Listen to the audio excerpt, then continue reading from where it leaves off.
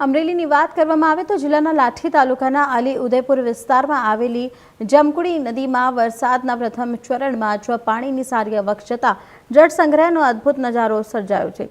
Drone કેમેરામાં કેદ થયેલા આકાશી દૃશ્યોમાં નદીના 10 કિલોમીટર વિસ્તારમાં પાણીનો વિશાળ સંગ્રહ સ્પષ્ટ જોવા મળી રહ્યો છે। થોડા મહિના પહેલા રાજ્યના મુખ્યમંત્રી ભૂપેન્દ્ર પટેલના હસ્તે આ જળસંચય કાર્યનું ખાતમુહૂર્ત કરવામાં આવ્યું હતું, જ્યારે જળસંચયના આ પ્રયાસને પદ્મશ્રી સવજીભાઈ ધોળકિયાની પ્રેરણાથી સાકાર થયેલા પહેલ તરીકે પણ જોવામાં આવી રહ્યો છે।